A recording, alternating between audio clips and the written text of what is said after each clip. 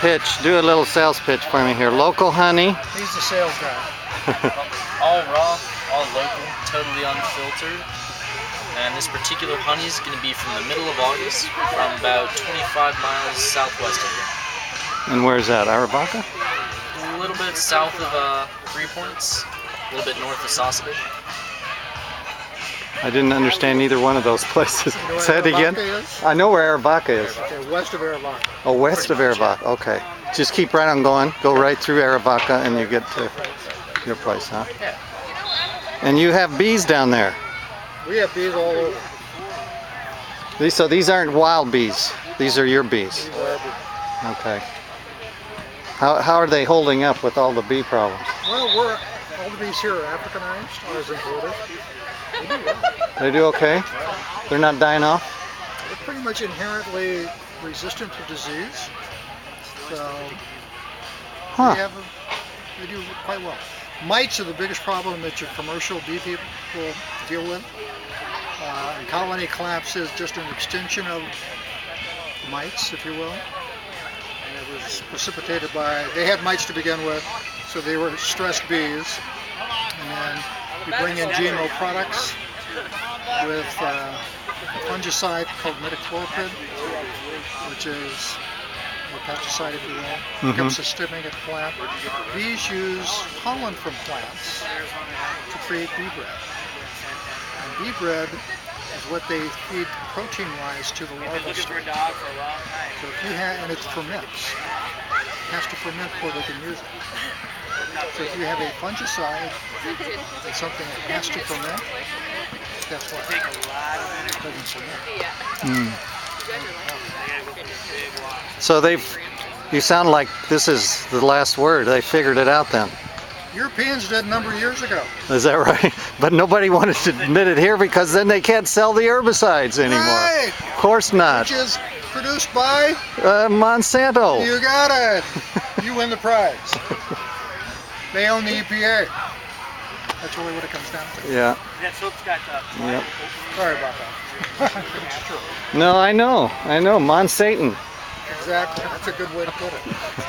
You know, the Europeans banned GMOs and neonicotinoids, which are the pesticide they were using as a fungicide and as a spray application too. It's a class of pesticides, if you will. A year ago, for 2 years, to see if that's actually the problem. The Italians actually banned all of that in 2007. They haven't had a problem with bees since. So their bees are thriving in Italy, huh? Right. Just grab a spoon. But not here. Unbelievable. It is believable. But you know, that's the first I've heard that Africanized don't have a problem. Well, we don't have a problem with the mites.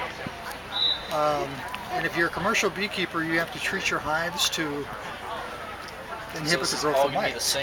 And they use a number of different applications. They use either an acid drip, a mild pesticide, or essential oils.